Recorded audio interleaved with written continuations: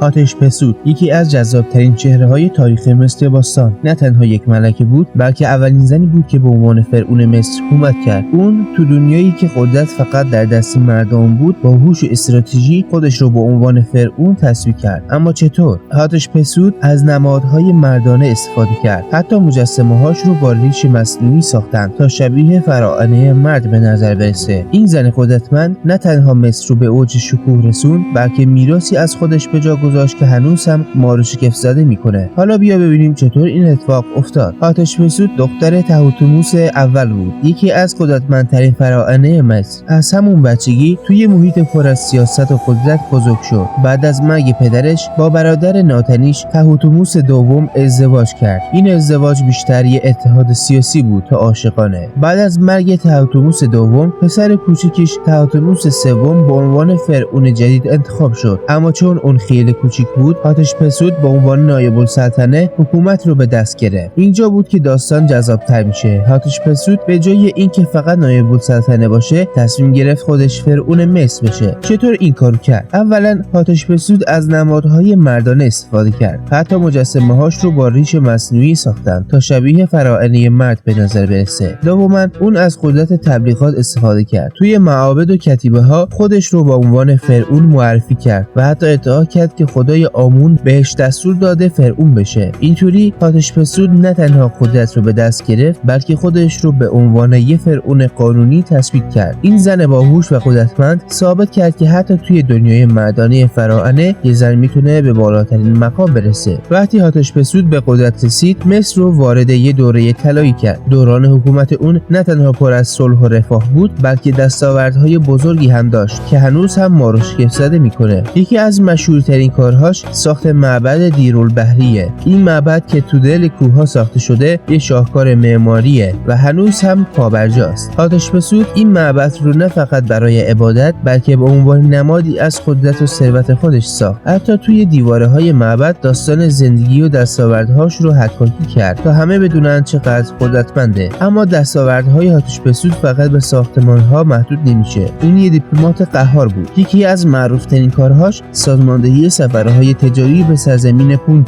پونت یه منطقه دورافتاده و افسانه‌ای بود که تو شرق آفریقا قرار داشت. هاتشپسوت یه ناوگان بزرگ فرستاد تا با پونت تجارت کنه. این سفر نه تنها طلا، عاج و عطرهای گرون قیمت رو به مصر آورد، بلکه ثابت کرد که هاتشپسوت چقدر به فکر پیشرفت اقتصاد مصره. علاوه بر این، هاتشپسوت یه رهبر نظامی هم بود. هرچند اون بیشتر به دیپلماسی و تجارت علاقه داشت، اما ارتش مصر رو هم تقویت کرد تا از مرزهای کشور محافظت کنه. اون حتی بعضی از مناطق همسایه رو هم تحت کنترل خودش درآورد تا امنیت مصر رو تضمین کنه. هاتشپسوت ثابت کرد که یه فرعون موفق فقط به جنگ و فتح سرزمین‌ها نیاز نداره، بلکه میتونه با دیپلماسی، تجارت و پروژه‌های ساختمانی کشورش رو به اوج برسونه. این زن قدرتمند نه تنها تاریخ مصر رو تغییر داد، بلکه میراثی از خودش به جا گذاشت که هنوز هم ما رو تحت تاثیر قرار میده. با وجود همه موفقیت‌هاش، هاتشپسوت با چالش‌های بزرگی روبرو بود. اول از همه اون توی دنیایی زندگی میکرد که قدرت فقط برای مردم بود. حتی مجسمه‌هاش رو با ریش مصنوعی ساخت که تا شبیه فراعنه مرد به نظر برسه. این کار نشون میده که هاتشپسوت چقدر مجبور بود خودش رو با شرایط وقف بده تا قدرت رو حفظ کنه. اما بزرگترین چالش‌ها بعد از مرگش شروع شد. تهوتموس سوم، پسرخوانده‌اش که بعد از هاتشپسوت به قدرت رسید، تلاش کرد تا نام و میراث اون رو از تاریخ پاک کنه. خیلی از مجسمه‌ها و کتیبه‌های هاتشپسوت تخریب شدن و نامش از لیست فراعنه حذف شد. بعضی مورخان فکر می‌کنند تهوتموس سوم از هاتشپسوت خشمگین بود چون اون رو از قدرت دور کرده بود. اما بعضی دیگه معتقدند که تهوتموس سوم فقط می‌خواست میراث خودش رو تثبیت کنه. با این حال داستان هاتشپسوت اونقدر بزرگ بود که نتونست کاملا اون رو پاک کنه. امروزه باستانشناسان و مورخان با مطالعه آثار باقی مونده تونستن داستان واقعی این زن قدرتمند رو دوباره کشف کنن. هاتشپسوت ثابت کرد که حتی اگه تاریخ بخواد نامت رو پاک کنه، اگه به اندازه کافی بزرگ باشی، هیچ کس نمیتونه تو رو فراموش کنه. هاتشپسوت نه تنها به عنوان یکی از موفق‌ترین فراعنه مصر شناخته میشه، بلکه به عنوان نمادی از قدرت زنان در تاریخ باستان هم مورد احترامه. اون ثابت کرد که زنان هم میتونن به بالاترین مقام‌های قدرت برسن و تاریخ رو تغییر بدن. میراث اون از معابد باشکوه تا سیاست‌های هوشمندانش هنوز هم الهام بخش بسیاری از مردم در سراسر جهانه. معبد دیرالبحری یکی از شاهکارهای